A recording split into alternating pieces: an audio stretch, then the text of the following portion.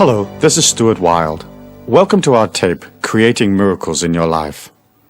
In this tape series, you will learn an understanding of the universal law. We will look at the nature of your life's mission, and we will develop an action plan so that you can absolutely materialize those things that you want.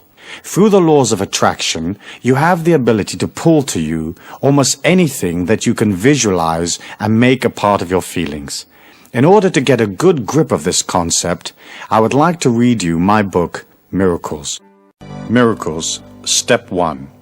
Understanding the Universal Law. Creating miracles in your life is no more complicated than understanding the metaphysics of the universal law.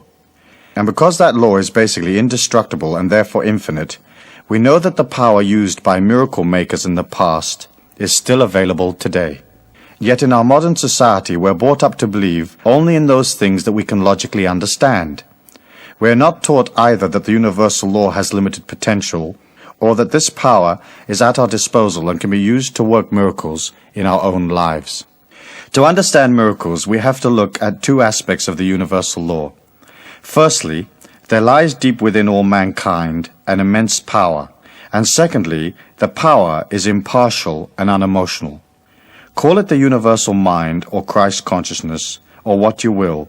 It is this power that allows man a recognition of the universal life force that we call God. The life force is eternal, it is a part of all things. Moreover, it is a major part of each of us. Consequently, we all have within us an unlimited power. Creating miracles in our lives becomes a matter of identifying with the power, understanding its characteristics, and learning to use it effectively. This identification is achieved by knowing that the power is within you, and acknowledging that fact by saying, I'm eternal, immortal, universal, and infinite, and what I am is beautiful. In this manner, you lock into the power source, and you are poised for the next step, which involves looking at its characteristics. The universal law is impartial and unemotional. It has no way of knowing what you want, nor does it discriminate between your hopes and aspirations, likes and dislikes. It is pure energy. It accepts whatever thoughts, feelings, and actions you project, and reflects them back to you unemotionally, in the form of events that you experience day to day. In much the same way as electricity illuminates both a brothel and the vicar's tea party, the universal law does not differentiate between different types of energy in your life. It will give you anything you believe in, no more and no less. Therefore, the key to understanding miracles is to look at the beliefs you express as thoughts and feelings. When you are born, your thoughts and feelings are limitless because your mind is a clean slate. What a small child projects into the universal law is a natural purity, unbounded by the constraints of beliefs. Children often attempt the seemingly impossible. Unaware that they have any physical limitations, they drive off in the family car or walk on a high ledge. It is only later, through education, that they learn the confines of human expectancy. But these confines or boundaries are illusions. They are formed by belief patterns, most of them born of ignorance, handed down from generation to generation.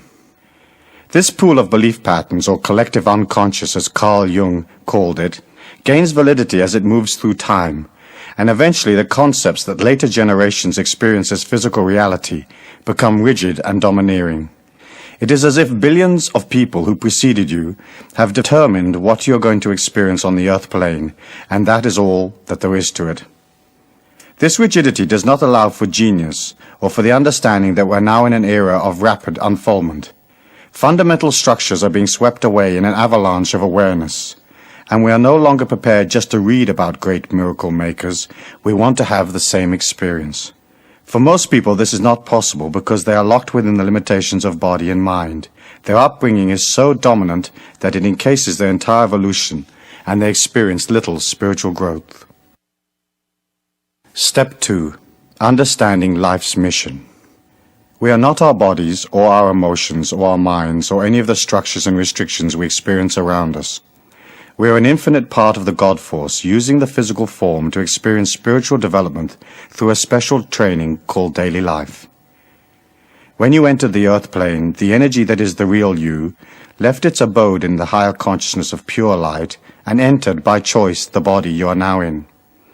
You chose the circumstances of this life because it was the next step in your infinite evolution, and because this life would allow you to expand what you are spiritually, so that you could become an even greater expression of the infinite life force or living spirit. Now you may say, that's nuts. Why would I choose these circumstances of my life, this family, this society, and this neighborhood? Why did I not choose a more affluent environment or a prettier body or more intellectual capacity? The answer lies in a dimension beyond the physical plane. As you entered this dimension through birth, you had within your consciousness a heroic mission, a goal. The nature of that goal is firmly written in the very deepest recesses of the inner you. And what you are today, no matter what you feel about yourself, is actually a part of that goal in its various stages of completion. Your mind began recording events, thoughts, and feelings only at birth. It does not know of your heroic mission, nor does it understand the universal law that interacts with your limitless potential. Why? 2 reasons. Firstly, if your mind, feelings, and emotions knew the nature of your heroic goal in life, there would be no challenge or quest, and your evolution would suffer. Secondly, most understanding of metaphysics is based on tribal or religious beliefs which do not totally reflect an accurate perception of the delicacy of energy and the way its ebbs and flows affect daily life. No real understanding of the universal law has ever been incorporated into the various belief patterns of the world's collective unconscious. For example, let us say that your heroic goal in life is to learn to love yourself and to accept full cosmic responsibility for what you are. And let us say you have had a number of previous experiences on the earth plane in which you were weak and indulged yourself metaphysically by leaning on others rather than contributing to your own energy or support. If you knew of this in advance, you would begin to favor the one course of action over another. You would intellectualize yourself into positions or feelings that you wanted to achieve, and your mind would dominate your every move. Evolution does not work that way. You cannot overcome weakness by fighting it or thinking your way out of it. You overcome weakness by leaving it behind. This means that you become aware of the inner tendencies that bring you down, that do not support a belief in self, that do not endorse a love of self, and you say, I don't want to be that anymore. Then you move yourself out of the slovenly ways of the collective unconscious into discipline and power. From time to time you may drift back, but once you decide on the side of strength, the power of the universal law will always be with you to varying degrees. It may be a battle at first because your mind does not understand these laws or the nature of your mission on earth, nor does it understand the laws that govern your potential. It will have a tendency to advise you logically from its own experience, and logic is death to that part of you that is a miracle maker. Step 3. Understanding the nature of beliefs. The next step in creating your own miracles is to look at the nature of beliefs. By reviewing beliefs and feelings, you begin to understand how to use the universal law effectively. It is natural to yearn for the impossible, and in so doing you establish strong beliefs about what can and cannot be done. You can jump a certain height and no higher, run at a certain speed and no faster, accept a certain position and no better. Because most commercial aircraft fly at about 600 miles an hour, the shortest time in which you can get from New York to Paris is about 6 hours. Those are the facts in the collective unconscious. But what if I told you of a man who could move his body many thousands of miles in just a few seconds? Your mind would scan its memory banks and draw a blank, whereupon you might think, impossible. Then perhaps you might review all the scientific data available and conclude that this feat is unachievable. All scientific knowledge and current thinking are products of the same collective unconscious, and just the fact that 1 billion people have no concept of a man moving 3,000 miles in a few seconds makes it impossible, but the billions of people are wrong.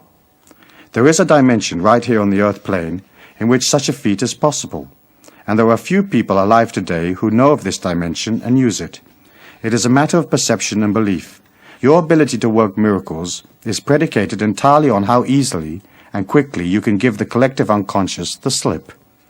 It is your attachment to the collective unconscious or world belief patterns that hold you back. This attachment, which you accepted at birth, is your main challenge in life, and your spiritual goal is to step above it. Eventually you realize that in order to become a part of a higher consciousness, you have to leave where you are right now and step into the unknown. That is why all the tales of the path of the initiates talk about loneliness. For as you move away from the old energy, there's a sense of loss. As you take that step, your perceptions expand gradually to accept a higher vibration of self, and you understand what others believe is a part of their evolution, but is not the sum total of all of the facts. We experience life through the five senses, the windows of the soul, and we are taught what capacity those senses have. Yet each of them has a dimension that is many times deeper than is normally perceived, and those dimensions will open for you as you move towards them. Let us look at feelings. Through feelings you can enter into other worlds, and clairsentiousness, a heightened sense of feeling, is a capacity you can learn to develop quite quickly. It is not as acute as extrasensory sight, but it is deep, and through it you can enter into areas of perception that few people ever experience. Everything around you is energy. Your body, its various organs, your thoughts, the physical place you inhabit, the events of your life, each expresses an energy. A part of that energy is perceivable through the five senses, but most of it is beyond normal perception. By opening to the power of the universal law and controlling the mind through centering and discipline, you become aware of the subtlety of energies around you. You will find that you can use your feelings to guide you through life.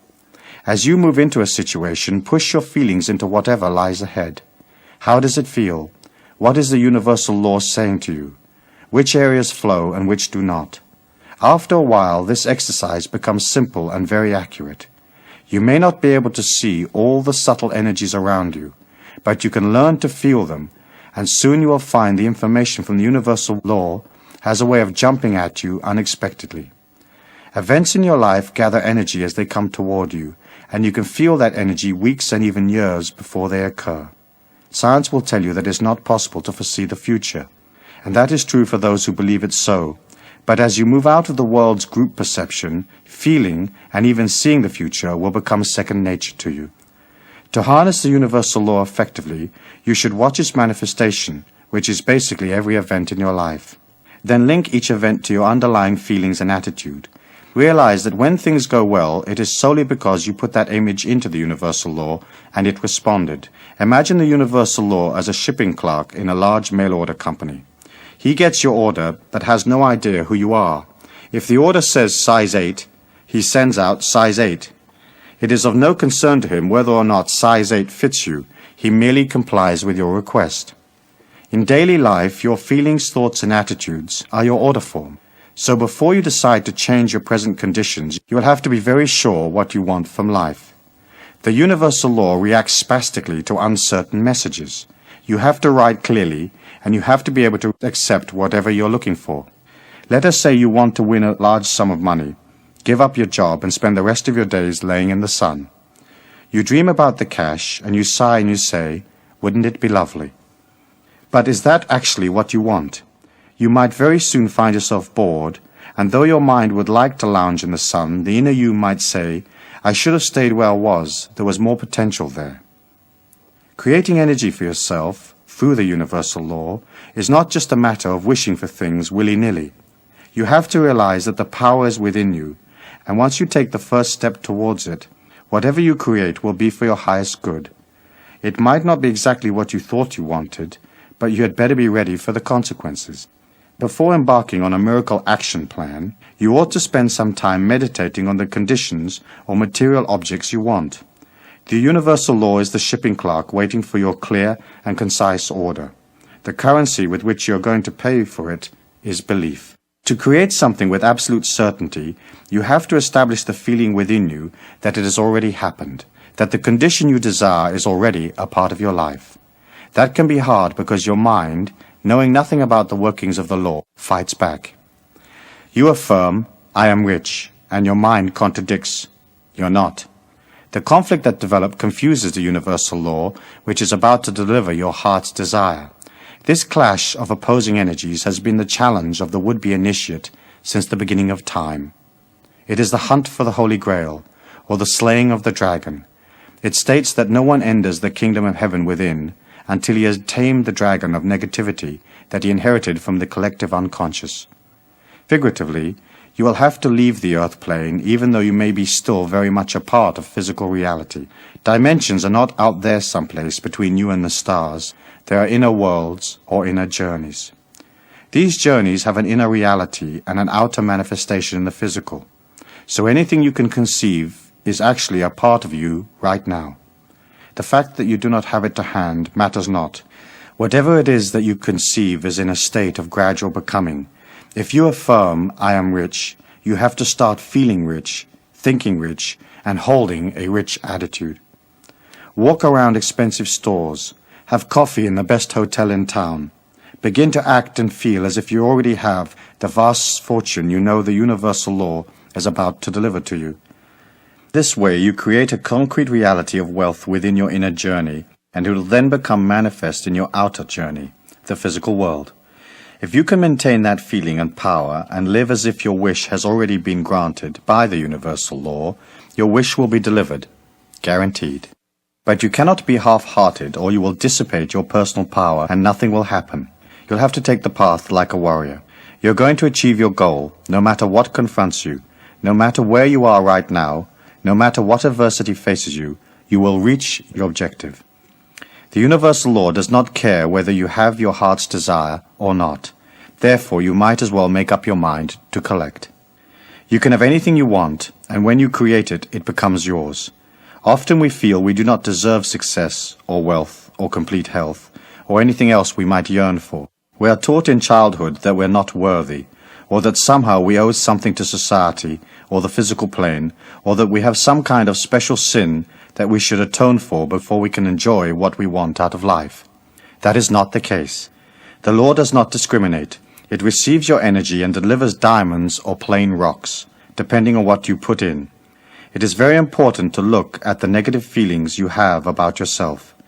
It is easy to say, "Oh, I never win anything," or "I'm too old, they will never hire me," or "I can never be with that person, I'm not pretty enough." That kind of thinking is indicative of the mind and its logical advice. Miracles are not logical, so the last thing you need is logical advice from the mind. When such advice is given, acknowledge the mind, thank it, and say, "I do not accept any energy that is contrary to the unlimited power that lies within me." Then press on.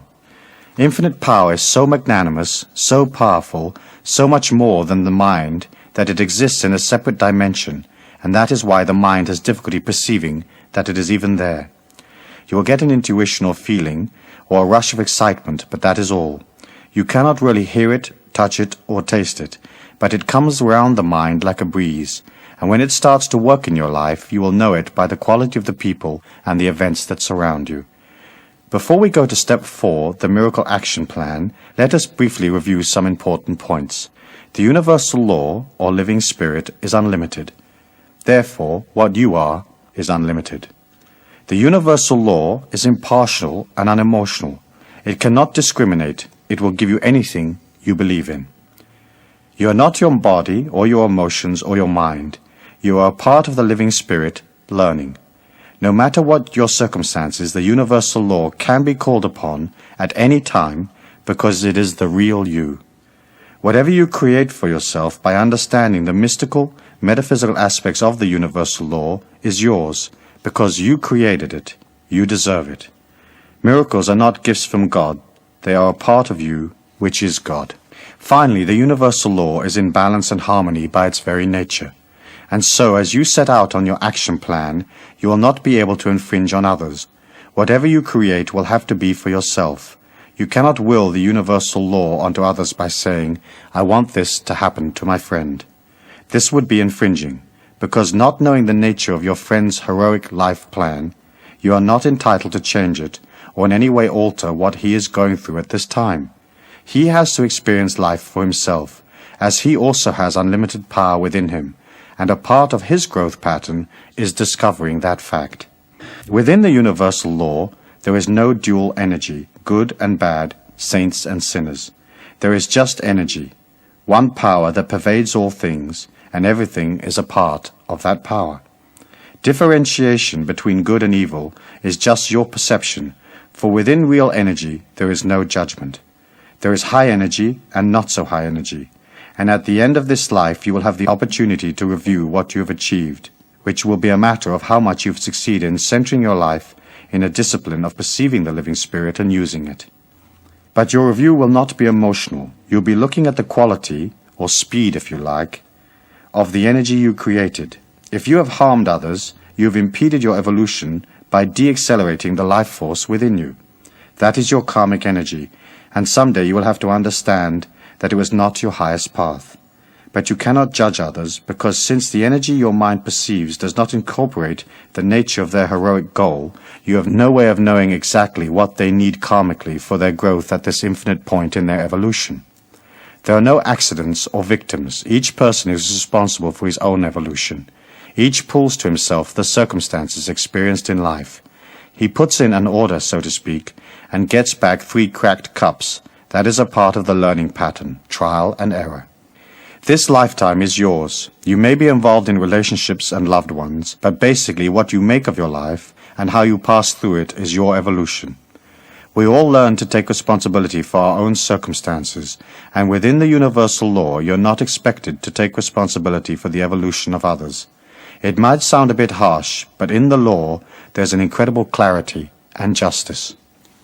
That is why adversity is so useful. It allows people to look for something beyond day-to-day reality, and this brings them in touch with their true inner selves.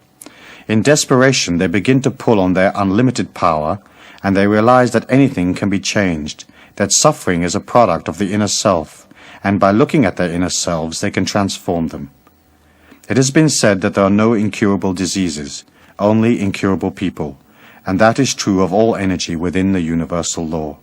Trying to fix your circumstances just physically or mentally will not work in the long run, because deep-rooted inconsistencies will continue to surface in your life in various disguises. To overcome something once and for all means going within yourself to discover the real cause of the disturbance. This process or discovery will allow you more energy which you can use to create the things you want in life. Step 4. The Miracle Action Plan. Write down on a piece of paper in order of importance the things and the conditions you want. Do not let the mind advise you. It has limitations. Shoot for the moon and be sure you leave nothing out. Chop and change your list until you're comfortable with it, but be clear about what you want. Use exact and precise wording to describe the conditions you require.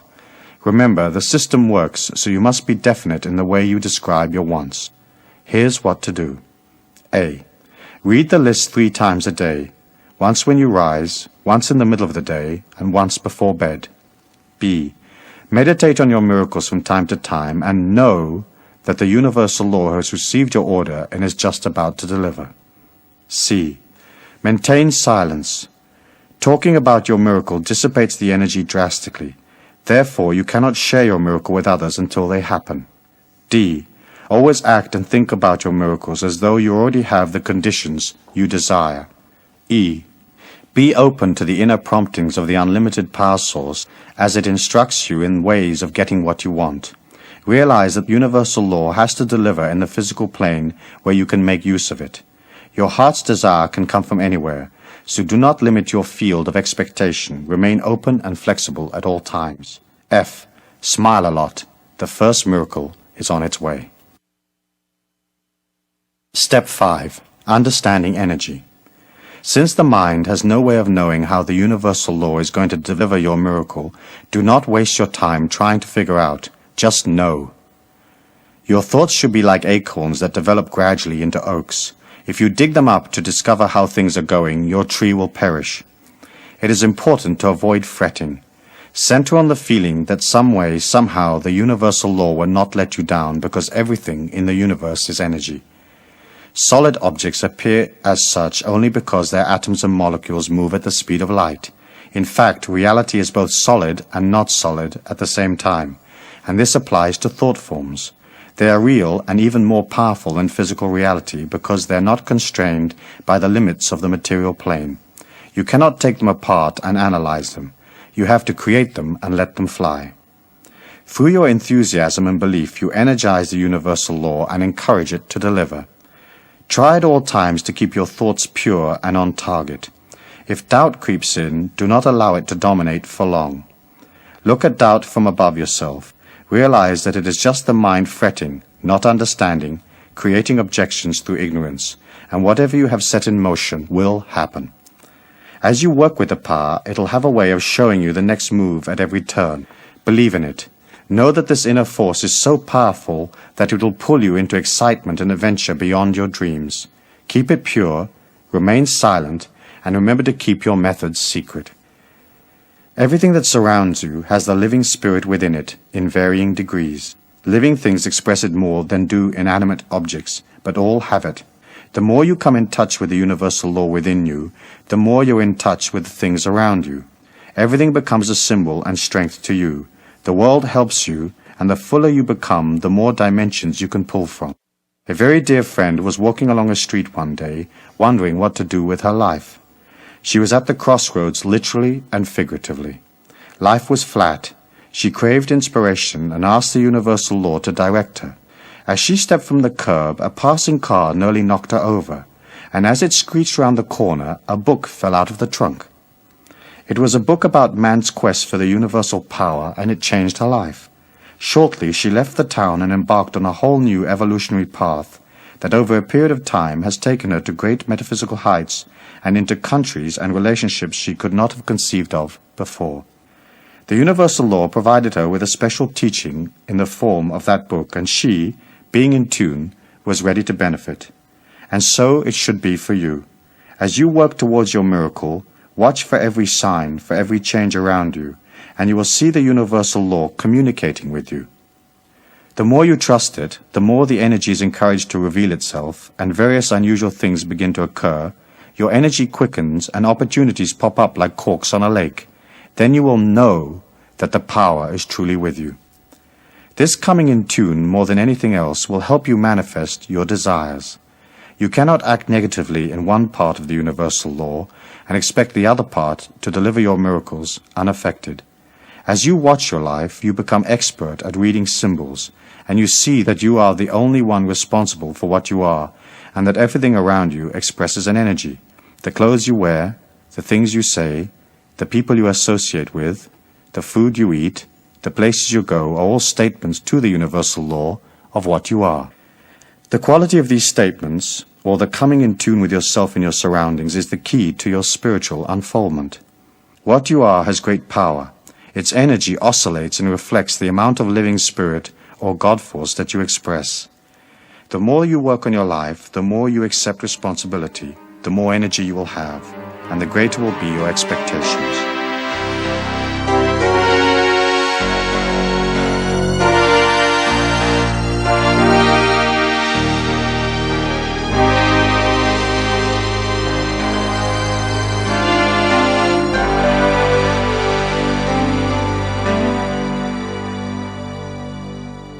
Suppose you have a special project in mind and you want to be sure that you have the maximum possible energy available.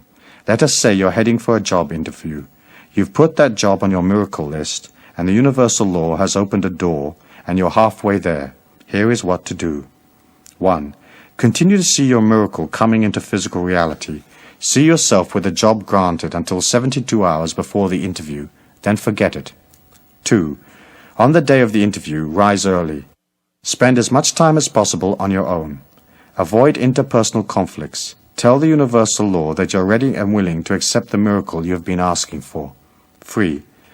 Abstain from such energy-lowering substances as alcohol and drugs. 4. Eat lightly. The universal law manifests in you and through you. If you eat great amounts of heavy food, your energy slows, and the universal law within you has difficulty expressing itself. You should have salads, fruit, natural healthy food in sparing quantities. Stay away from junk food. 5. Before you set off for your interview, relax a moment. See the situation as flowing and positive. If you already know the person you will be meeting, see him or her in your mind's eye, happy and smiling, receptive to your energy. See the interview going well. See the miracle delivered. Step 6. Understanding time. Within the universal law, there is no time. Things are in a state of gradual evolvement. A tree has no concept of time because its essence is eternal. It responds to the warmth of the sun, but it is not in time. It develops from seed, expanding gradually to full maturity, and so it is with the universal law. It can deliver instantly, but if your energy is not all there, it will seem to you as if it has taken time. You have to learn patience and keep moving towards your goal, knowing that your thought forms will manifest. If you are moving towards one particular miracle and a different avenue opens up unexpectedly, take it. The universal law delivers in strange ways, and what you think you desire may just be your way of expressing a totally different goal. A good friend of mine wanted more than anything else to be a film director. He graduated from film school in London but found that he could not get any work because of a technical complication. To work in films in England at that time, you had to have a union card, but you could not get a union card unless you were working. In effect, the union created a closed shop. My friend's miracle was stuck. One day, out of the blue, he bumped into an old school friend who owned a restaurant, and because of his financial straits, he gladly accepted a job as a waiter. Working hard each day, he spent his spare time watching films and keeping his dreams alive through study. Each day at noon, a well-dressed old man came into the restaurant. My friend served him diligently, and over the months the two of them became friends. One day my friend asked the old man what he did for a living. The old man replied that he was just about to retire from a job that he'd held for many years. "What job is that?" asked my friend. "Oh, it's pretty boring, really," replied the old man. "I'm president of the Filmmakers Union. Not much ever happens." 15 years later, I was flying across the United States, lazily watching an in-flight movie, when to my great delight I saw my friend's name on the credit of a major film. His miracle had been delivered. When you move into an energy alignment, you can never tell what will happen. Watch for signs. Use your feelings to help you decide. And if, after that, you're still not sure, do nothing. If a direction is right, you will know it automatically. If, however, making up your mind requires you to go through great trials and tribulations, you can be sure that that particular course is not the one for you. Basically, it is well to remember, if you have to ponder a decision, it is usually a mistake. When the universal law delivers, you will know.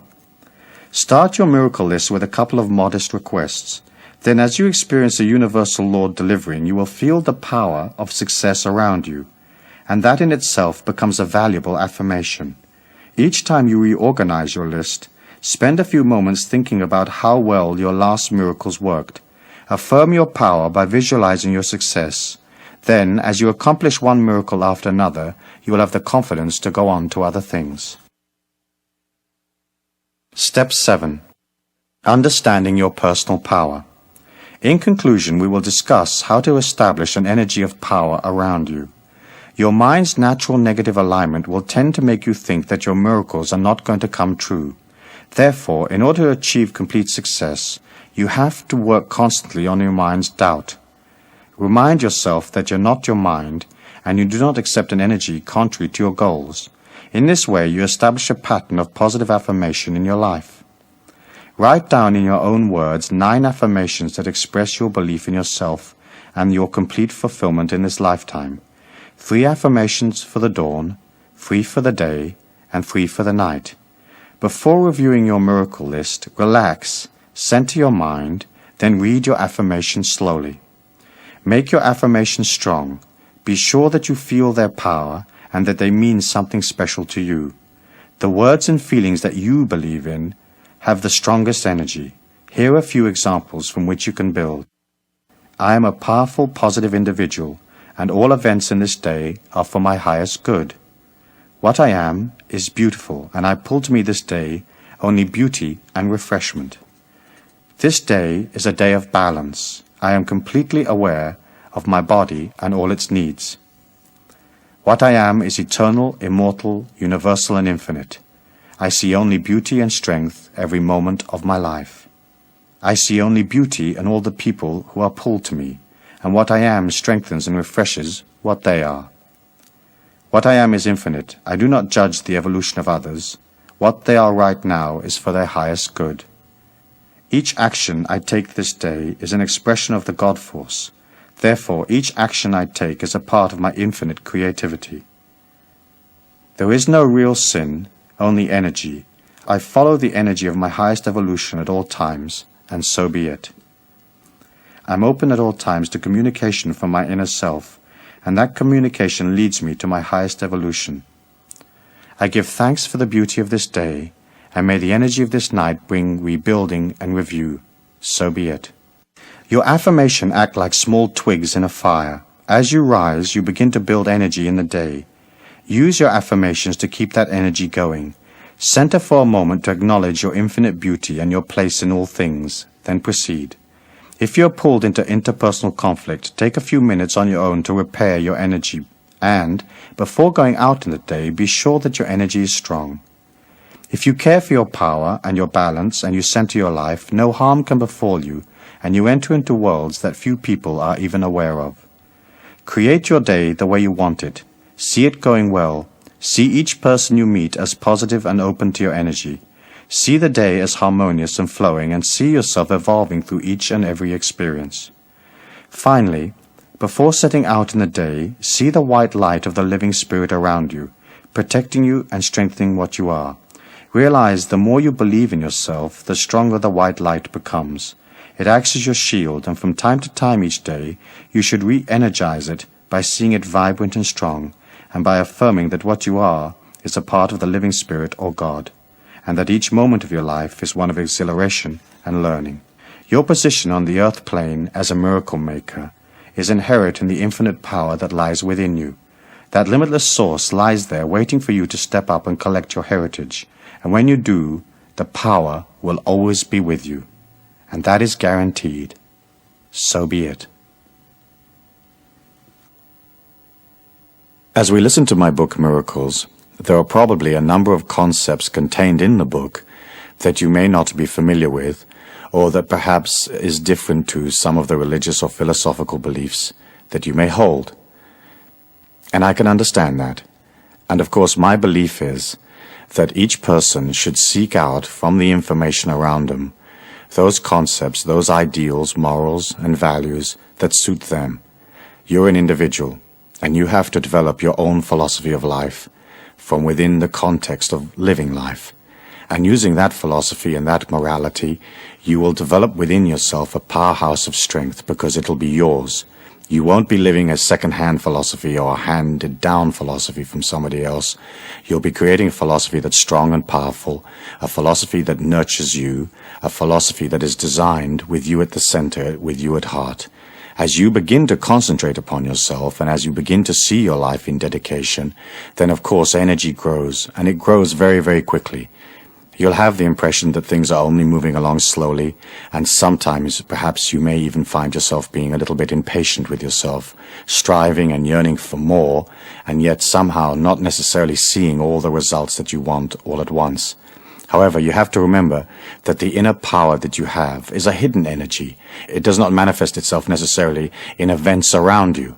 However, as that power exudes, it is like a light that goes out, and bit by bit everything begins to shine more brightly.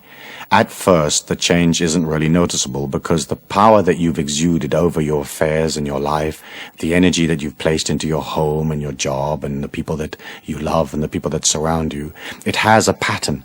For that pattern to change, it takes time. It takes time for the light to go inside that pattern of your life, to enliven it. And usually you'll find that it'll take a number of months before the changes begin to occur, and then it'll take a number of years before all of those changes in your life are consolidated. You have a heritage or a goal in your life to become free, to become an absolutely powerful individual that is not dependent upon the rest of the world, that is not emotionally sucked into the world. You have a heritage to get to that peak. Most people never make it. And the reason they don't make it is because they are reluctant to move away from the old lifestyles. It's almost as if they live in a prison. The gate is always open. There are no guards, and yet somehow they've got so friendly with the prisoners and the regimen of living in this prison that they can't walk out of the gate. We're living in a world today where there is a very, very desperate need for enlightened beings. People that have a higher consciousness, people that can expound a new philosophy, a new light. You heard in the book me talking about the Golden Age, and that has been an archetypal symbol in the mind of man since the beginning of time. It's a belief that at some point, eventually, man will transcend his inadequacies and we will reach a world of absolute peace, absolute power, a world where all the people are nurtured, a world without prejudice, without evil, without restriction. But as a metaphysician and as an evolving person, you have to understand that 1,000 years in the history of our planet is just a bat of the cosmic eyelid.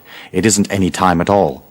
And so often as you look at, let's say, for example, the peace movements in the world, the hunger movements, the movements for social justice, the movements for full employment or whatever, you can see how everybody is yearning and rushing and pushing and trying to make it happen overnight.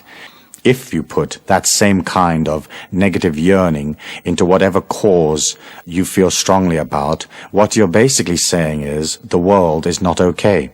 For you to have a transcendent lifestyle, a lifestyle of true power, where everything flows to you naturally, you have to see the world as beautiful. Inside the mayhem, there is all sorts of growth experiences. Inside the difficulty, the famine, the wars, there is man struggling through his inadequacies to discover himself. When you can understand that and detach a little bit, you can allow this whole process to take time. Can you imagine if the God Force wanted to change the world? Do you think it would be a problem? Do you think it'd be a problem to infuse the minds of man with a peaceful energy so everybody became peaceful? Or to infuse in the minds of man a greater sense of sharing so that all the people of the planet would have enough abundance? I'm sure that the God Force could do that if it wished. And yet it cannot infringe upon us any more than we should not infringe upon the people around us. It has to allow everybody to come up gradually and to understand those perceptions gradually. As you become more powerful and a stronger person, people are going to come around you. Your family members are going to want to know, hey, how come you're living a little bit of a different lifestyle? Or how come you've changed? Or how come you're looking smarter and your clothes look better and you're more groomed and it seems like you have more money and more travel and more fluidity? And they are going to come to you. When they come to you, you can act as a teacher. You can inspire. You can show them the positivity and the strength that is there in life.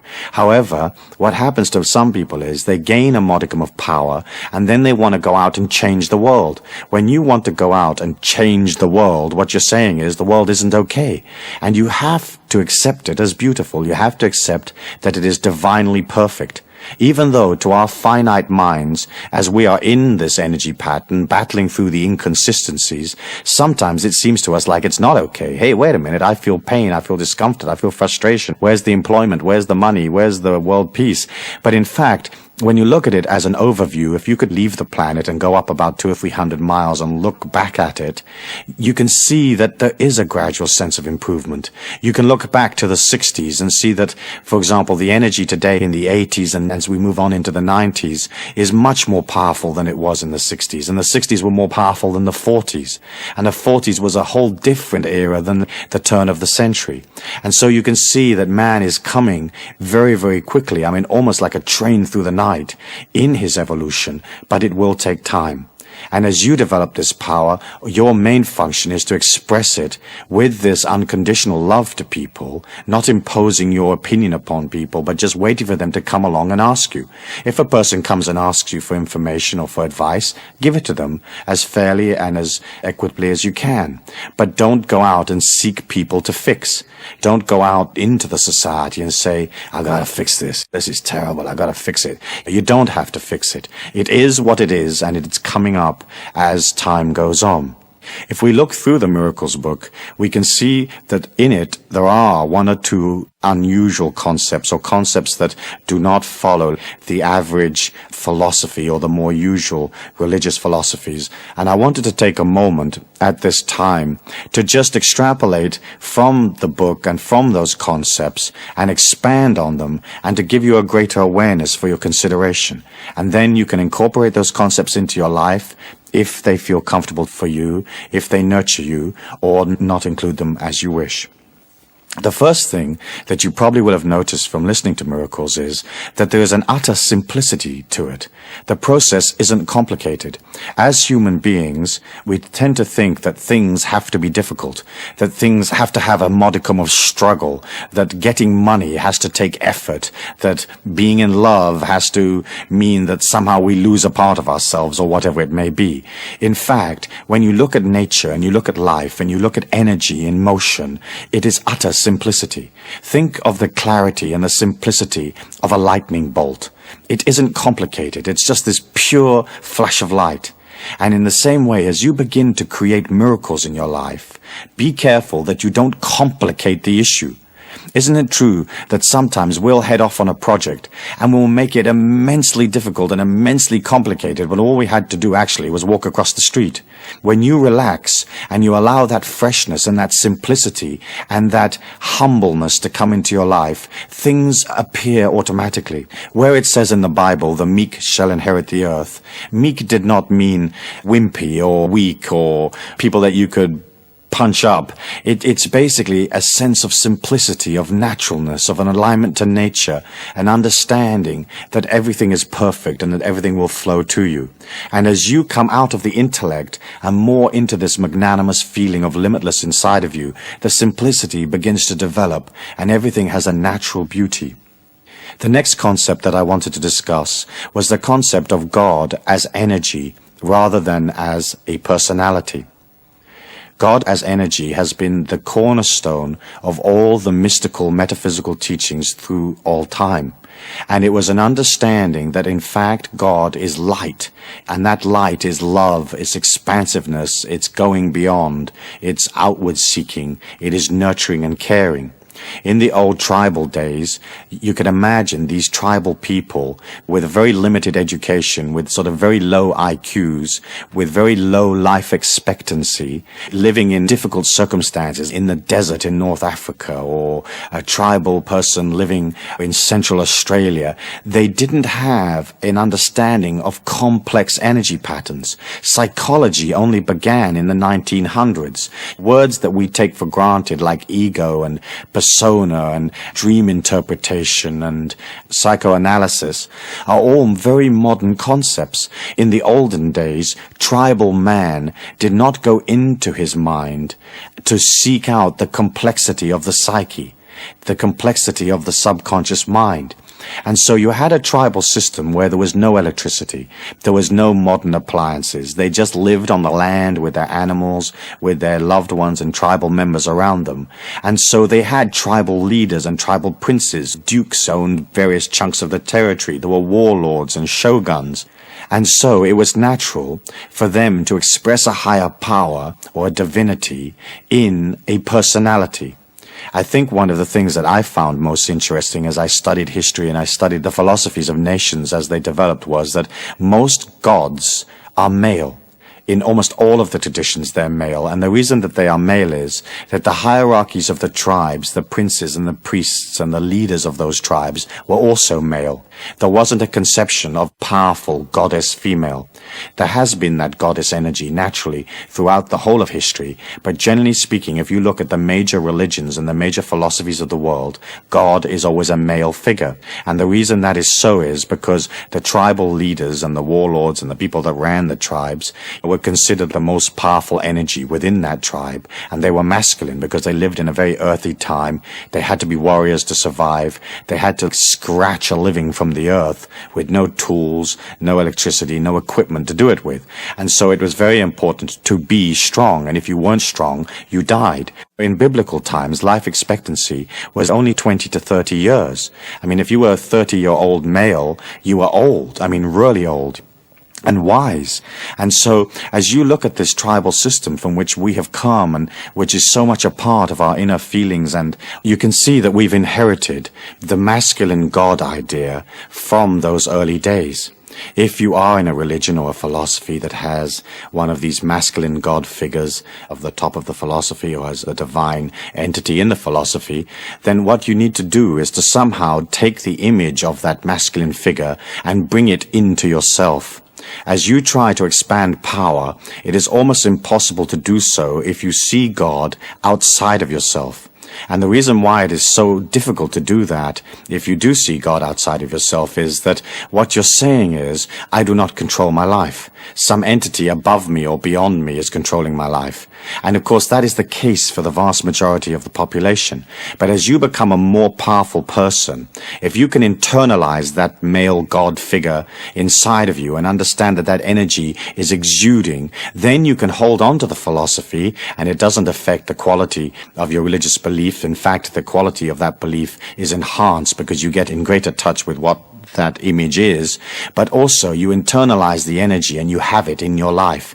And I think that's extremely important. You see, in those days, in the olden days, it was very hard. I mean, it was impossible, in fact, for a tribal member to understand God as light because they weren't part of energy. Today we understand it. We understand what's in a light socket. If somebody talks to us about a laser disc, we may not necessarily know what a laser disc is in its intimate details, but we have an idea. We know what a laser beam of light might be. And so we're infinitely more sophisticated. If you met some of the characters out of the biblical times, you'd be amazed at how thick they were, you know? You wouldn't hang out with them for 5 minutes because you, inside you, have all of the energy of 2,000 years that has come on since. And so you have the sophistication of a society that's moving so many thousands of times faster than it was in the olden days. And so for you to develop that same kind of sophistication, I want you to consider internalizing your God figure or your divine entity, whatever that may be, and realize that that figure is inside of you rather than outside of you. And I think that's a comfortable way of converting yourself from one of the more older traditional philosophies into a philosophy of self-empowerment. And that, of course, is my main interest. I don't have an interest in changing your religion or changing your philosophy. I only have an interest in seeing that you become a more powerful being. The next concept that I think is important is that you'll notice in the book very early on, I talk about the God force or God being impartial. And that to most people is a very unusual concept because we have been taught that God had emotion. If, say, for example, you go into the Bible, you can read all sorts of stories about God being angry with these people and God being pleased over here and God telling people this, and there was a lot of emotion. If you've been to the Middle East and if you've been to the Holy Lands, you know that the people that live there are extremely emotional people, and they have a sense of exaggeration about the way they describe things. When two people have a fight in an Arab country, it may be only a fight about a car parking space outside the local cinema, but the way they talk to each other is in vastly exaggerated terms. I mean, they threaten all sorts of mutilation and mayhem to each other over one little parking space. When they're in love, they do the same thing. They talk about the moon and the stars and the light of the person's eyes and their incredible beauty, and it's just a way of talking. And as you look at that, you can see how we inherited in modern times the idea of an emotional God. In fact, that isn't correct. The life force that permeates all things, the God force that permeates all things, is an energy that has your evolution at heart and loves you because you are it and it is you. But it is not intimately involved in whether you're happy or not happy, or whether you had cornflakes for breakfast or didn't. And so when you pull out of that emotional relationship, then you win back part of your own power. I've been involved over about 10 to 12 years in research in altered states of consciousness, and I've been through the whole gamut of what is open to people in that area, including trance states and out-of-body experiences, ESP, psychokinesis, and 1,001 things that go bump in the night. And one of the things that I found was that I had the ability to entrance my mind and to achieve very, very low levels of brainwave activity and still remain awake. A normal person, or a person that hasn't trained in brainwave techniques or in altered states of consciousness, as their brainwaves slow down, they automatically cross the threshold into sleep. And the training basically that I was involved in was a training of learning to stay awake when the brain is basically dormant. As I got involved in that, I began to see symbols, and I trained in understanding how symbols express themselves in those inner worlds. And one day, when I was in a meditation, in a trance, I saw this tube. and it's the same tube that people who've had near-death experiences describe. And it's a tube that seems to lead to other worlds. If you're familiar with those near-death books, basically what happens is somebody has a terrible accident and they get them to hospital and they basically die. And in that death process, they come out of their bodies and usually they go up this tube or this tunnel. And at the end of the other tunnel is some kind of celestial kingdom. And often they're met by some kind of spiritual entity or Jesus or whatever their symbol is. And then, because their body recovers on the operating table, they get twanged back into their body. Usually the spirit entity says, "Not yet." And then bang, they're back. And the surgeon's pumping adrenaline into their heart. Well, one of the things was that when I was in these altered states of consciousness, I saw this tube. And eventually, over a period of years, I had the ability to move up through this tube and to direct my consciousness to the other end of the tube and to enter into those celestial worlds. One of the first things that I discovered there was the nature of this God force or this light. And so when I talk to you about the God force, I'm talking to you from my own experience. Subjective as it might be, it's an experience that I've actually had. And the light is more magnanimous, more loving, more expansive than there are real words to describe. But the first thing that I did notice was that that light or that energy didn't have a lot of stuff or opinion about who I was. Unconditional love is the total acceptance of another being, and the way that the God force relates to you is to totally accept you. If the God force was emotionally involved in your life, then that would not be total acceptance. And so that was one of the realizations that I had in these experiments, and I've talked to other people who've had the same experience, and each and all of them confirm the same characteristics of the impartiality. And the impartiality does not come from not caring. It is not like the life force or the God force doesn't care about you. It's more like it loves you so much that it will allow you the time and the patience to become what it is you want to be. As you look at the book, you can see that I talk about how the world is energy, and that your body is energy, and everything that you are is energy. If you can begin to identify with that infinite self inside of you, rather than your body or the physical things around you, you very, very quickly link in or go back into that infinity inside of you. And I think that's important, because the way to create a miracle is to understand that it'll have to move through energy to get to you.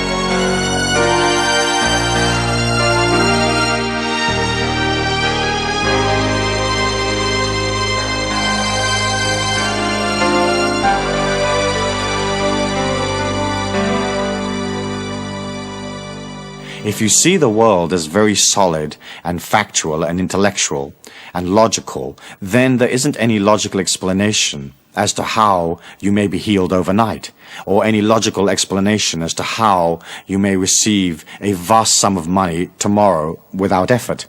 But when you look at it as energy and you understand the laws of attraction, you are basically pulling to you the results that you need through a dimension that is not solid. If you see your body as solid, and see the circumstances around you as solid, it somewhat limits your ability to believe in it happening. And so I felt it was an important point to begin to establish this idea of you are consciousness. You can create through the power of your thought. If your life force and your strength is strong, you can more or less materialize things instantaneously. If it is not so strong, it'll take time, but you're thinking in terms of something coming towards you in a sea of energy, rather than through the fragmented a more obscure logical process where often there isn't a logical explanation as to how things actually work. Part, I think, of your energy as you begin to develop into this miracle maker is that you should consider detaching somewhat from the social, ethnic, tribal energy that we all come from. We were all born somewhere. We were all born a part of one tribe or another. The tribe may now have expanded to 50 million people, but it's still a tribe. It's a mindset. It's a socio-economic unit. And as you pull out of that a little bit, it allows you the freedom to oscillate faster, to vibrate faster. If you're very sucked into the old tribal ways, then what happens is you take on the identity of the tribe rather than an identity of yourself. So let's say, for example, you're Irish. You can love Ireland and you can read the Irish poets and you can recall the times that you had in Limerick and Tipperary or wherever it is that you came from. But within your Irishness, you have to bring that back inside of yourself and say, I am an individual. The fact that I was born in Ireland was a factor of my evolution. But first, I'm an individual. Secondly, I'm an Irishman. And as you begin to detach one pace or one step away from the tribal energy, then again you begin to win back your power. You begin to win back that power that will create the miracles for you.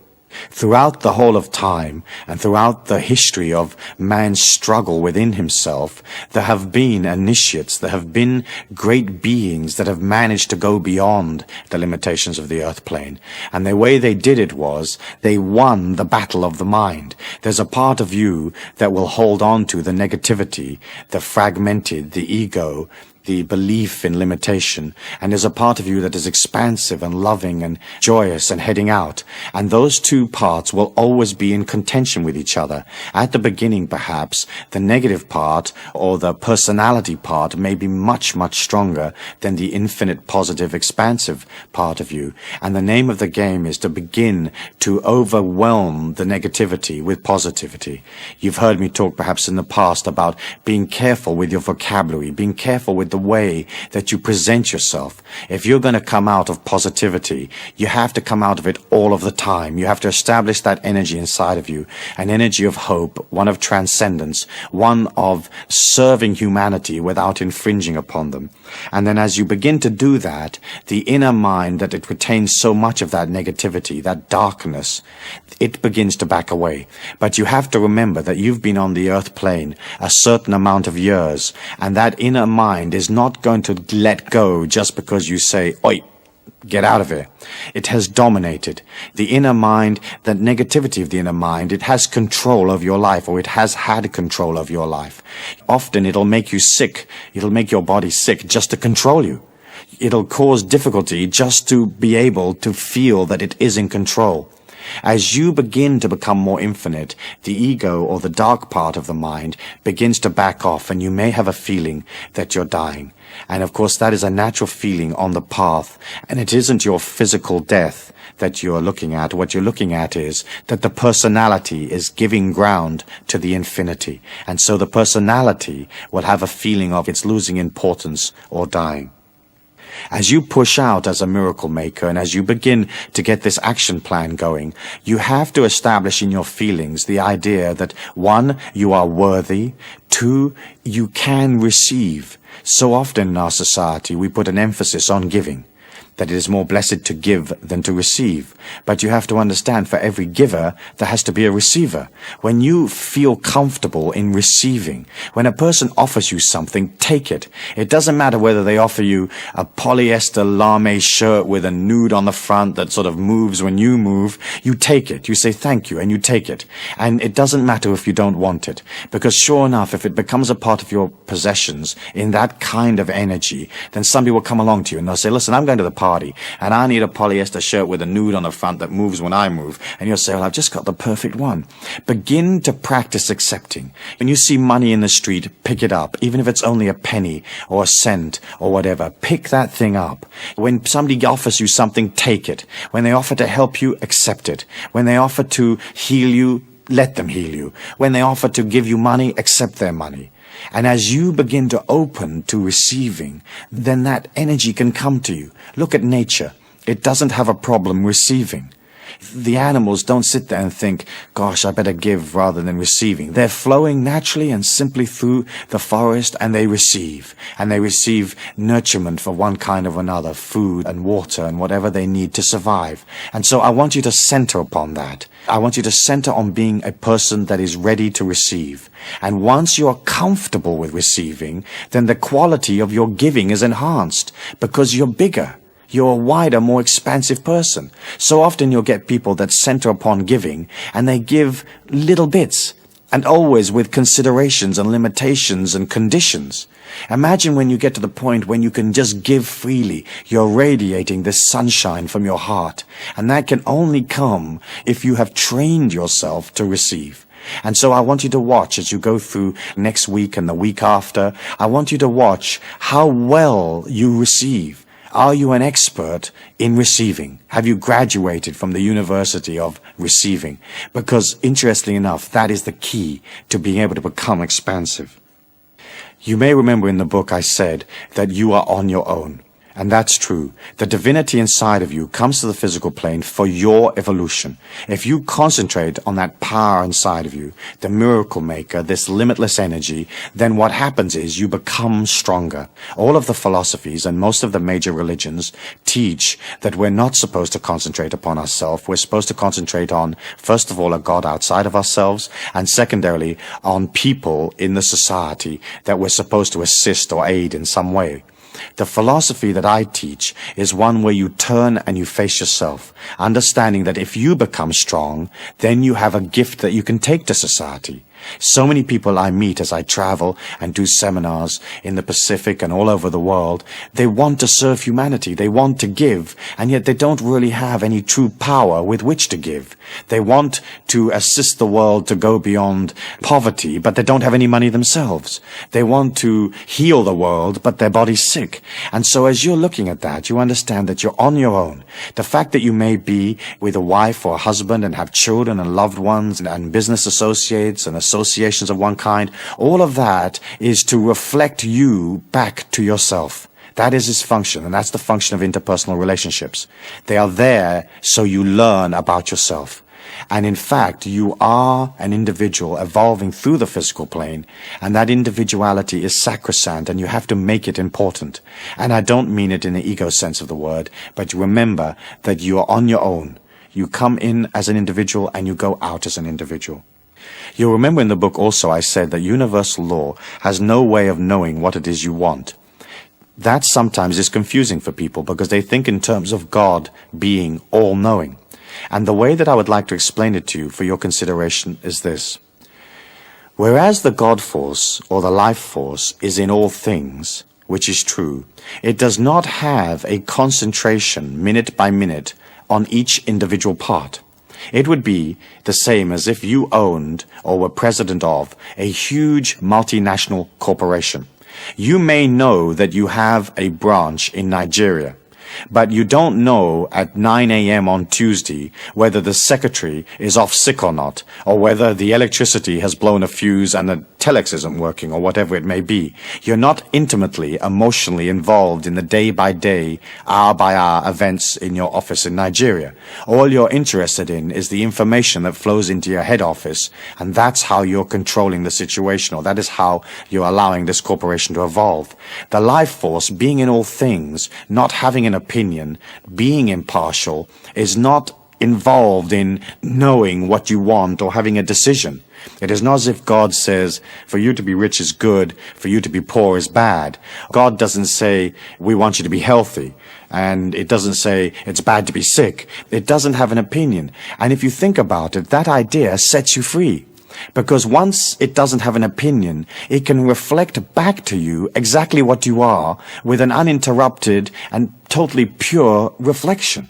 You don't want a reflection coming back to you that has somebody's opinion in it, because you'd be heading off to the beach and the opinion might say, go to the concert, if you know what I mean. And so, when you understand that, you have to be very clear about what it is you want and what you put into the universal law. As you look at your miracle action plan, you can't be wishy-washy. If you just put in an affirmation that says, I want more money, what does that mean?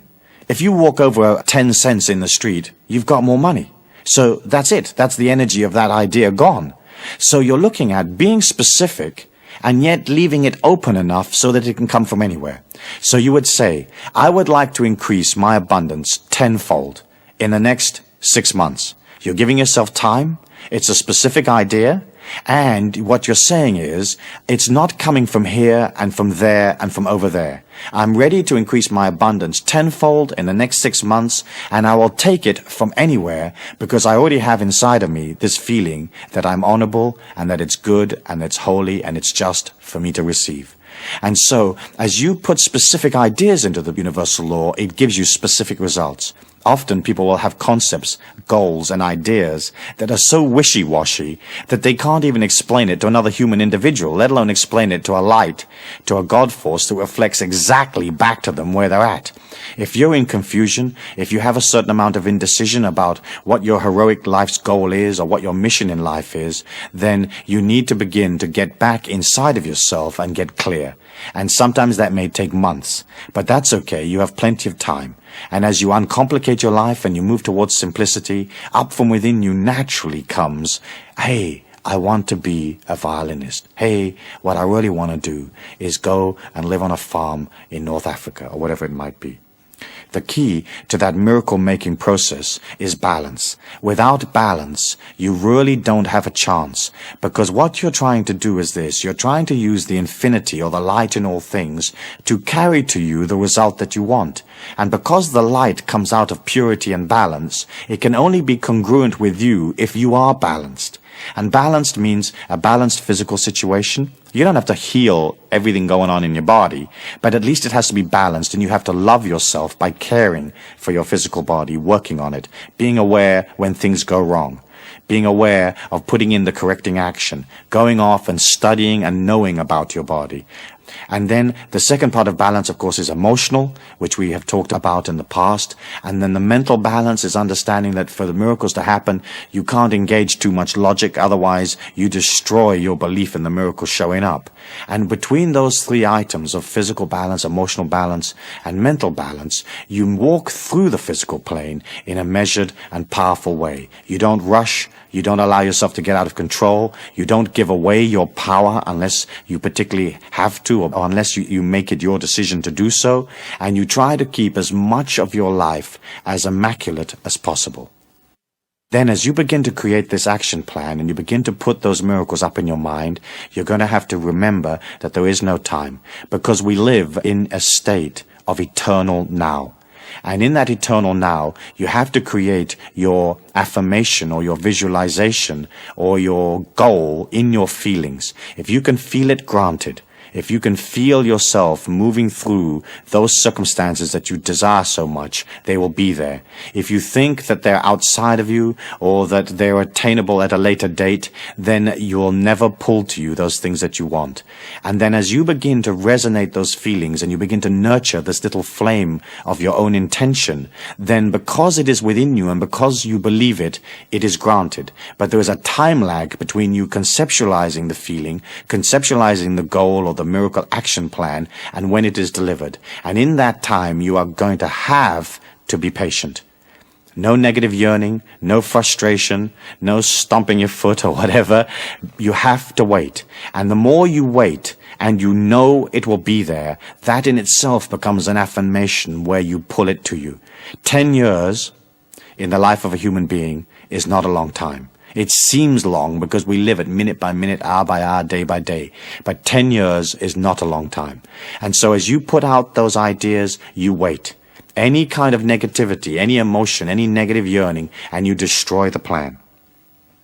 As you begin to change yourself into this exhilarating, exciting, fluid, adventure-seeking person, I like the use of affirmations. And affirmations are words that you invent or words that you particularly like, that mean something special to you, that affirm your individuality, your power, your strength.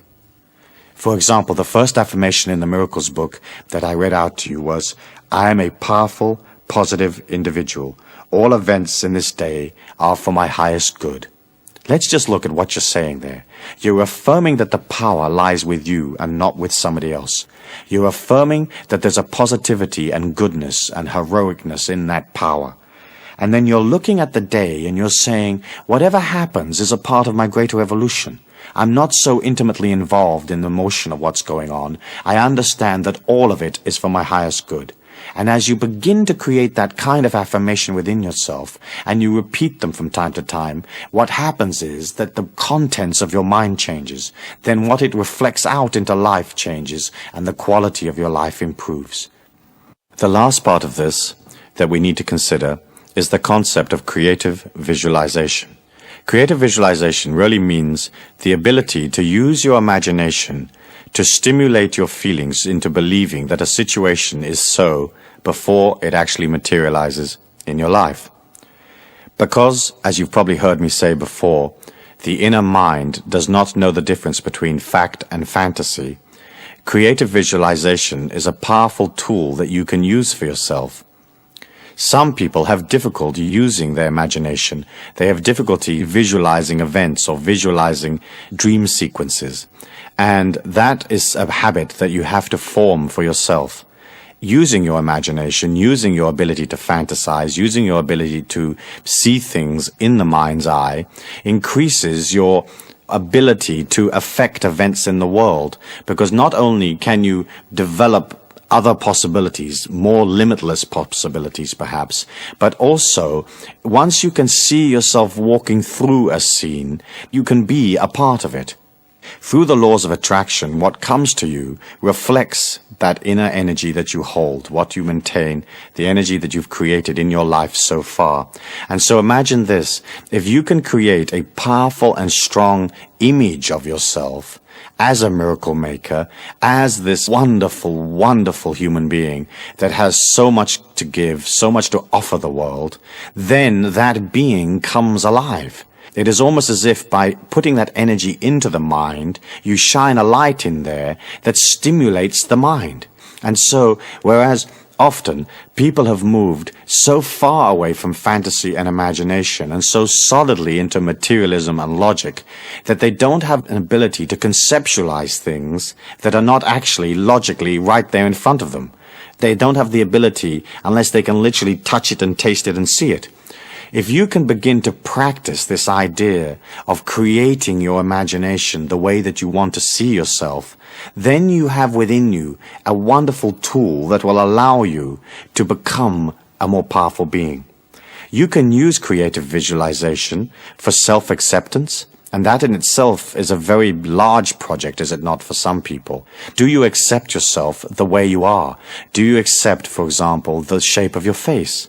Your face is whatever shape you've created it, whatever shape it came out as, so to speak. And you have to see that shape as beautiful. You have to be able to stand in the mirror in the bathroom naked and say with all sincerity, this is utter beauty. And once you can see that beautiful, it becomes more beautiful. Once it becomes more beautiful, to say this is utter beauty becomes simpler. And so first of all, you can look at the whole concept of self-acceptance. If you will give yourself time to go beyond your limitations, if you will forgive yourself for your transcendences or for those parts of yourself that are less than powerful or less than honorable, then you begin to heal your entire personality. There's nothing worse than meeting a person that has a tremendously fragmented personality, full of guilt trips, full of negativity, full of lack of self-image. What's nice about you is that you have this positive image of yourself. And as you reflect a positive image of your own worth, then other people reflect that back to you. Isn't it true that if a person has that victim energy inside of themselves, if they feel that they're a victim, life seems to fall in on top of them and create victim? And when you meet one of those people, it's almost as if you want to go punch them in the mouth just to keep them happy. And they pull that to them. When you can see this image of yourself in this loving forgiveness, this unconditional love that you have for yourself, then it becomes simple to transfer that to others. When a person is uncomfortable or frustrated or angry, what they're really saying is, I'm angry with myself. When they judge or criticize or moan, they're judging and criticizing themselves. Because when you're centered and balanced and happy, you will see only happiness and beauty around you. And if somebody does something that you don't like and you are balanced, it won't affect you. It's only when you are not in balance and you don't have a strong idea of self-image and self-acceptance that you criticize others and that you express this negativity to the world, and those people that you are negative to will react negatively back to you. And so the creative visualization process is to see yourself as this complete individual. You haven't completed your journey. You're not perfect, and that's perfect that you're not perfect. You can begin to put all that new energy in, and you can begin to look at your life. You avoid those areas that cause you emotional problems. I don't mean avoid in the sense of dodging them, but what I mean is you are careful not to be sucked into situations you know that you don't deal with well. You engineer your life to enhance the strengths, what I call raise statues to your strengths, and then eventually all the weaknesses fall away. The next idea that I'd like to discuss in relation to creative visualization is for you to begin to visualize what is your higher purpose in life. To have a life that's just mundane, working and surviving and procreating and bringing up the kids and doing the washing up or whatever it is not a life of excitement. It doesn't have a higher purpose.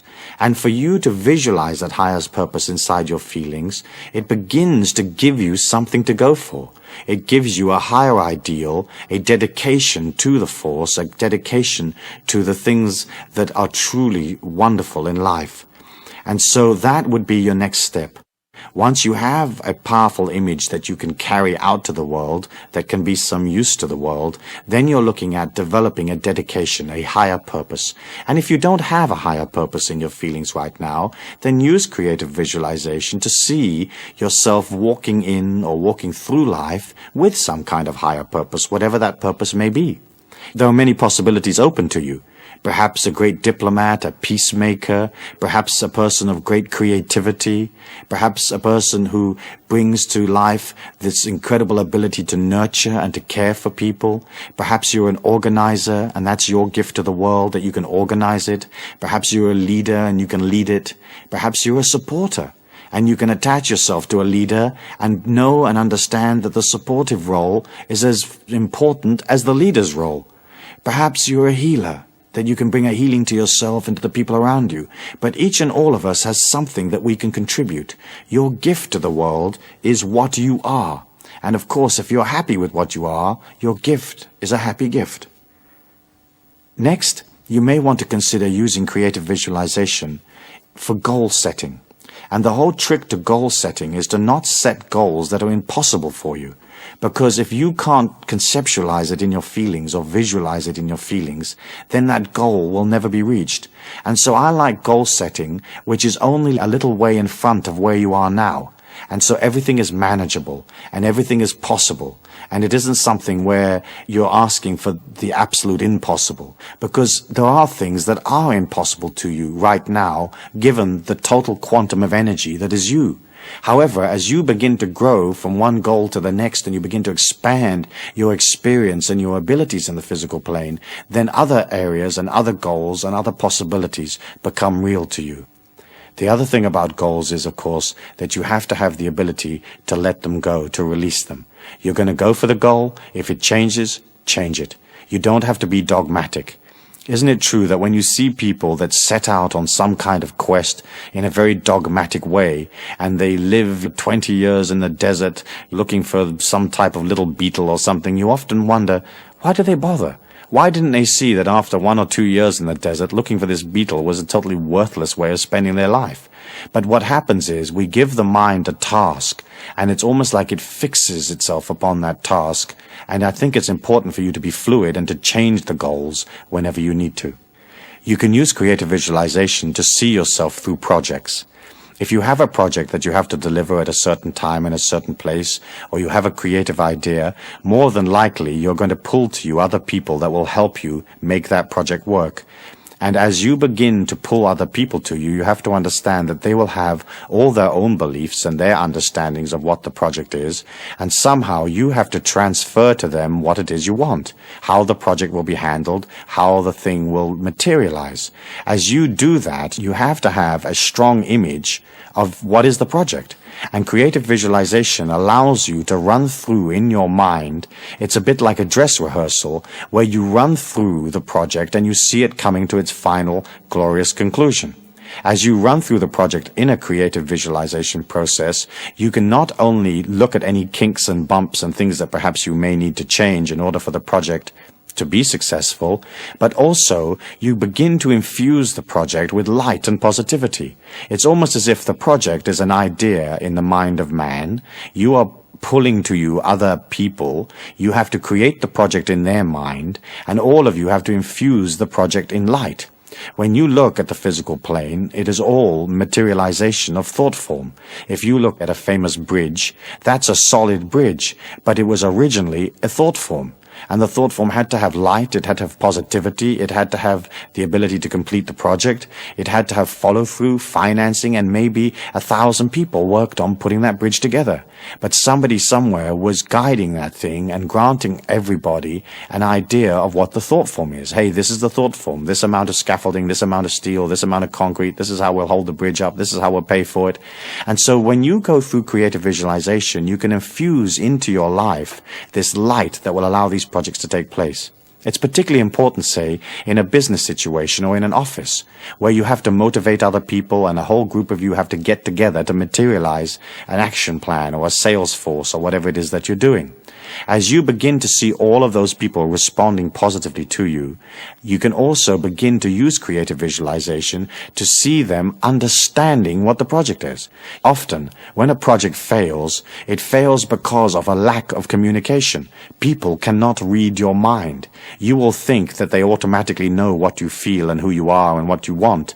They don't. And you can say to somebody, please dig a hole here. And you presume they know what you mean. But inside the mind of the person listening to the instruction, they don't necessarily know. And what they think is a hole here may be a totally different concept of what you think dig a hole here means. And so they dig a little round hole that's a foot deep, and what you really wanted was an oblong trench 30 yards wide. And so if you understand that, using creative visualization and becoming organized in your feelings, you get a very clear concept of what you want. Then you can say to that person, I need a hole here. It needs to be 30 yards long, 3 yards wide, and it's going to go from the lamppost to the tree. And everybody understands what you want. And usually you're going to have to find that you're going to have to tell people 3 times before they really understand something. So later in the conversation you will say, by the way, do you know how long this hole is? They say, yep, 30 yards. Okay, where's it got to be built? And they'll say, well, it's got to go from the tree to the bus stop. You say, nope, it's got to go from the tree to the lamppost. And they say, fine, I've got it. Then you go back and you say, how wide's the hole? And they say, well, you want it as wide as a spade. And you say, nope, I don't want it as wide as a spade. I want it 3 feet wide. And you begin to explain to people what you want. And you can only do that if it's a conceptual idea in your feelings. And that conceptualization in your feelings has clarity. And so as you begin to use this process, you can see that what you're really doing is you're becoming organized and you're clearing yourself out as an individual.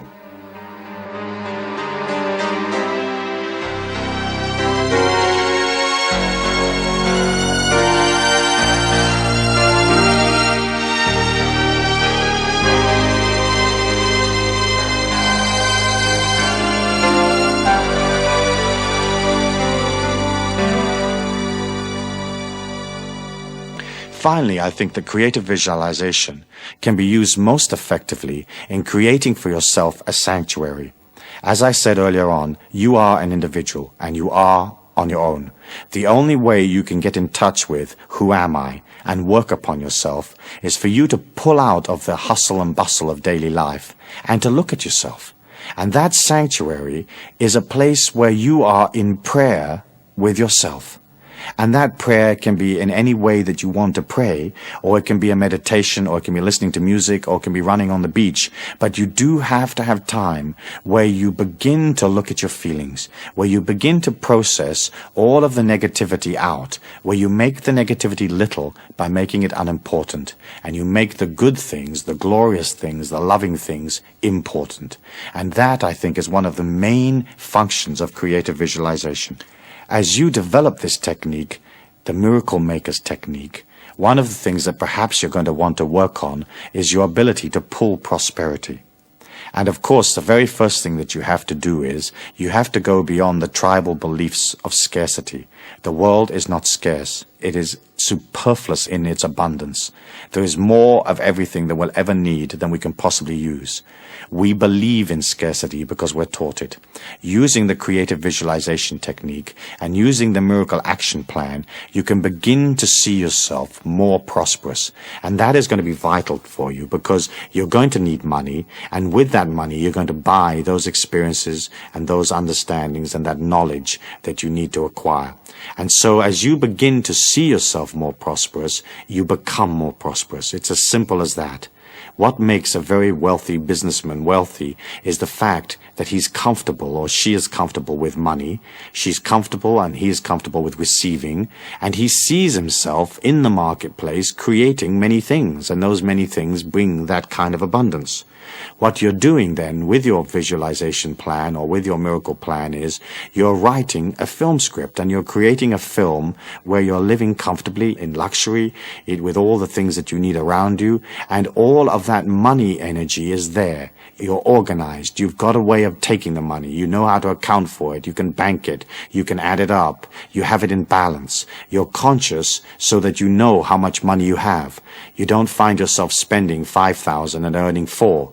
You find that you are in control. And in the same way as you have to train yourself to know who you are, in the same area in money, you have to train yourself to know about what resources you have, what they bring in, and how much your lifestyle costs. If you've got yourself out of control and your lifestyle costs more than you're actually earning, you have one of two options. One, reduce your lifestyle. Cut out those things that are not necessary, that are not absolutely needed for your life. And the other thing is to go out into the marketplace and create more money. There's a simplicity in that most people miss. But it is simple. And it is simple to be in charge of money and to be powerful and to have the money that you want in your life. But first, it has to be a concept inside of you. A creative visualization and feeling that you will always be looked after, that there will always be enough money. As you develop desires, as you develop goals, you have to understand that your goal has to be like a purpose in life rather than an addiction.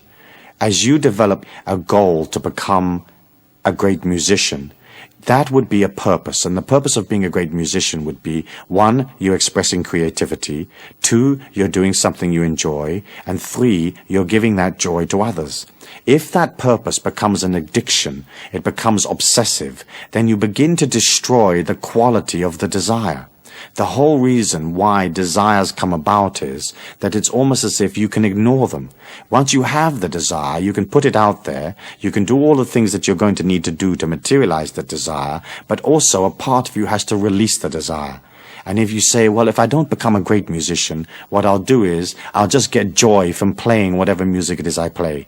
I'll get joy from listening to other people's music. I'll get joy of creating this dimension of sound around me that gives me pleasure. And so you have to be careful with that, because so often desires become obsessions. And that, in a way, has a way of destroying your ability to materialize that desire. It all really goes back, does it not, into you believing in yourself. And of course, you can't say to a person, hey, believe in yourself, if they don't. What you have to do is you have to begin to see your life as an affirmation of your belief in yourself. And as you begin to see where the successes are, what works and what doesn't, then slowly but surely you come into an energy where believing in yourself is natural. You naturally know that you can follow through, that you can deliver. Finally, I'd like to say this. The planet Earth will be healed. There will be prosperity for all people. There will be an end to wars. There will be a golden age. However, as humans, we have to understand that it may take time. It may take a long time. But we can be sure that it will be there, because it is so much part of the inner yearning of humanity. When you pull out of the day-to-day life and you become prosperous, you become peaceful, your body is healed, you have already created the golden age within you. And so if we are walking on a planet and there's 4.9 billion people, if you are one that has the golden age there already, you begin to create that for everybody else. Your gift to the world will be this power that you create. And you will create it silently. You won't wear it on your sleeve, sort of pushing it upon people or bragging about it. You just create power. And you create this golden age around you, and people will see it inside of you. And they'll say, gosh, isn't that person marvelous? I mean, aren't they wonderful? Look how calm and peaceful they are, how poised they are. Look at their sensuality, their beauty. Look at their understanding, their knowledge, their wisdom. And you become that energy. Nobody is going to come down to the planet Earth and wave a wand and fix it for us. We're going to fix it as individuals. You fix it for yourself, and then you radiate that magnificence to others. That is your gift to the world, and that is your higher purpose in life. Thank you.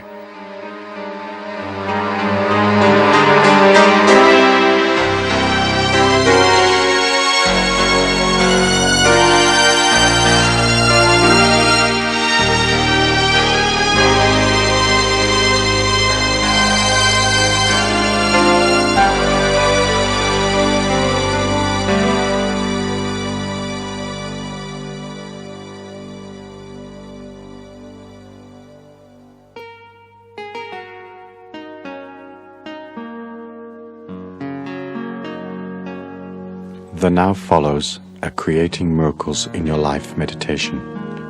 Before we begin, take 1 or 2 items from your miracle action plan list, those things that you wish to materialize in your life, and review them in your mind. Find a place that you won't be disturbed in. Find a comfortable chair and sit down. Have your back straight, your feet upon the floor, your hands on your lap, palms down. Take a slow and gentle breath. Hold it for a moment. Exhale. Take another slow and gentle breath. Hold that for a moment. Then exhale. Take another slow and gentle breath. Hold it for a moment. Exhale. Feel your body becoming deeply relaxed. Feel how simple it is to relax your entire body. In your mind's eye, I would like you to imagine yourself walking across a green field. Be aware of the freshness of the grass at your feet. Be aware of the warmth of the sun. Be aware of an expanse of water somewhere near the field. Be aware of birds flying back and forth, melodically singing their tunes. And as you walk through this field, I want you to become aware of a sense of deep inner calm, a sense that you and nature are one and the same, that you have within you the same abundance that is in nature. And as you walk along this field, I want you to be aware of a small hill in the distance. Walk up towards the hill, and as you get to the top of the hill, I want you to find a comfortable place to sit down. Sit with your back straight and your feet upon the floor, your hands in your lap, palms down. Take a moment to put your mind into your left foot and totally relax your left foot. Next, put your mind into your right foot and relax your right foot. Then transfer your mind into your legs and totally relax the muscles of your legs. Feel your body becoming more and more relaxed. Relax your upper torso. Release all tension from your chest. Take a slow and gentle breath. Hold it for a moment. Exhale, going deeper and deeper, deeper and deeper. Release all tension from your neck and your shoulders. Relax the muscles of your arms. Feel your hands heavy in your lap. Release all tension from your neck and shoulders, the muscles of your jaw, and the muscles around your eyes. Take a slow and gentle breath. Hold it for a moment. Exhale.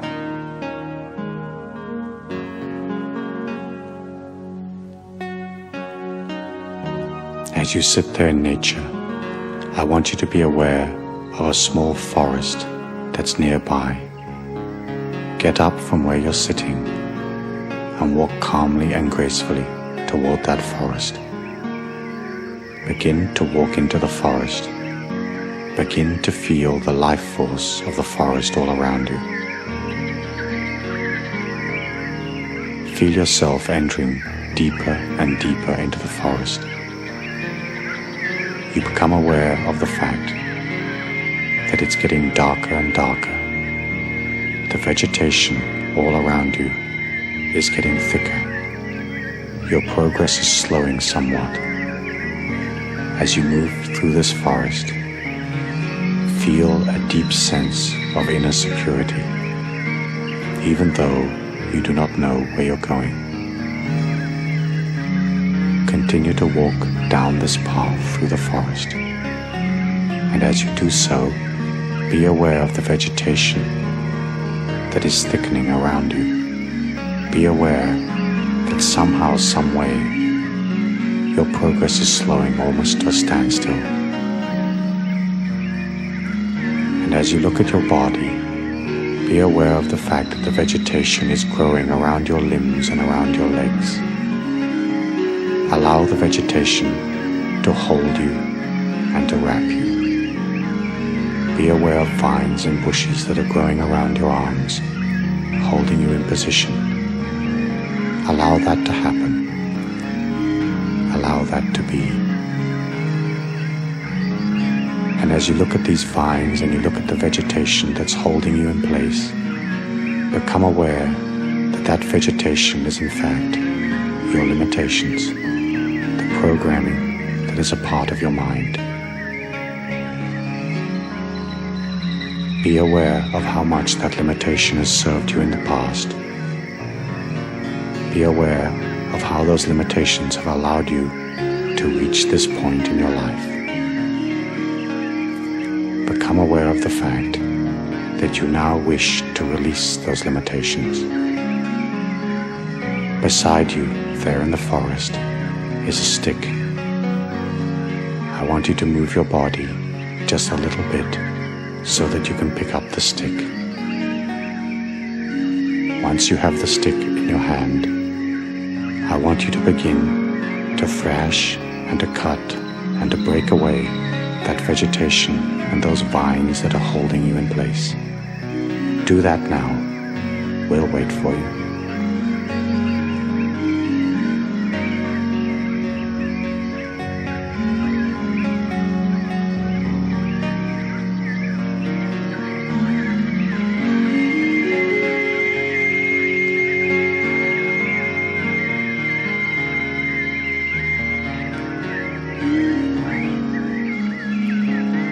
As you release the limitations around you, realize how free you are becoming without all those encumbrances, without all those old belief patterns holding you back. And as you free yourself from the vines and the vegetation that was holding you, I want you to continue along your path down through the forest. You're perfectly at one and at peace with all things. High above you is a ray of sunlight shining down upon your path, bathing you in a golden light. And as you walk down this path, I want you to be aware of a large rock covered in moss. Go up to the rock and find a comfortable place to sit down. Be aware of the golden light shining upon the center of your being. Take a slow and gentle breath, and as you exhale, say silently, "My expectations are truly limitless." Put up in your mind's eye the first item on your miracle action plan. Take a good look at that thing that you truly want in your life. As you look at it, become familiar with it and become familiar with the way it feels. See yourself with that thing granted in your life. Do that now.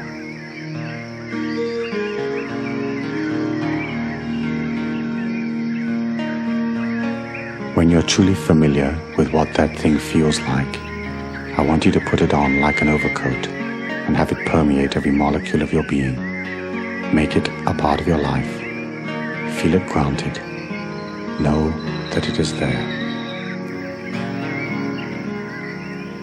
Next, put up another item from your miracle list and take a good look at that. Turn it around. Feel yourself a part of it. Feel those circumstances unfolding in your life.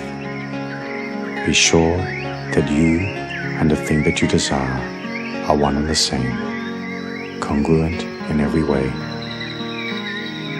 Take a moment to look at the second item on your miracle list.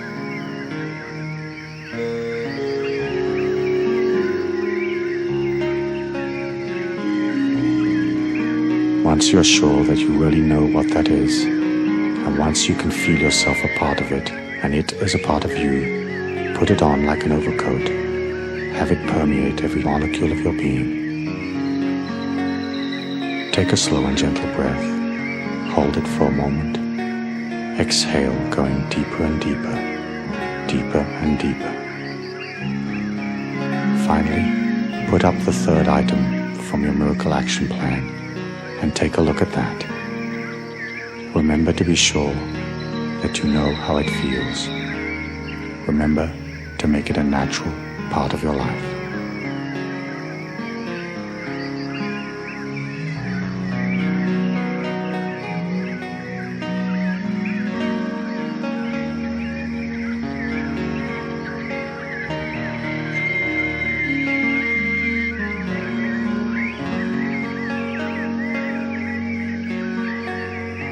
And once you and that item are one and the same energy, put it on like an overcoat and have it permeate every molecule of your being.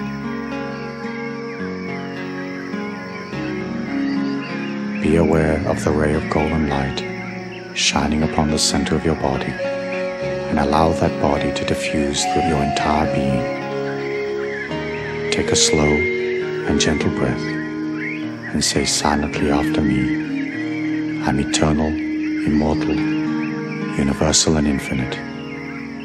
My expectations are truly limitless. Move away from the rock and continue walking down the path.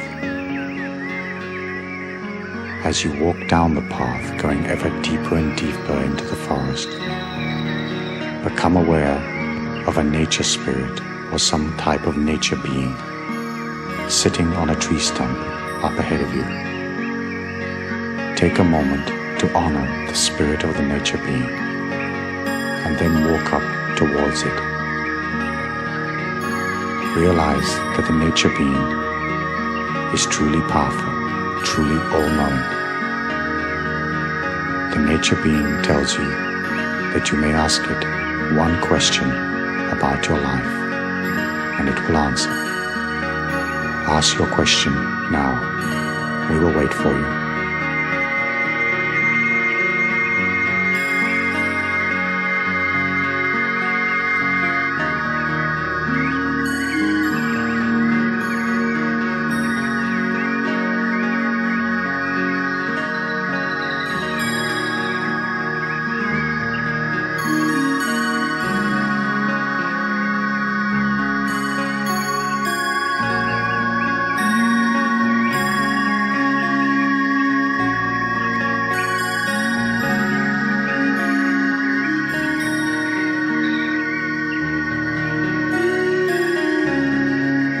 Once the nature spirit gives you the answer to your question, turn around and begin to walk out of the forest once more.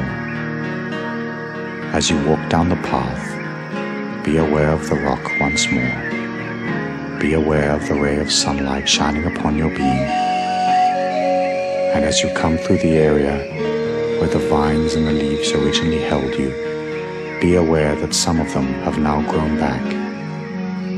Take the stick and cut away the last vines, the last limitations. And when you feel totally clear of any restriction or limitation in your life, walk gradually and peacefully out of the forest.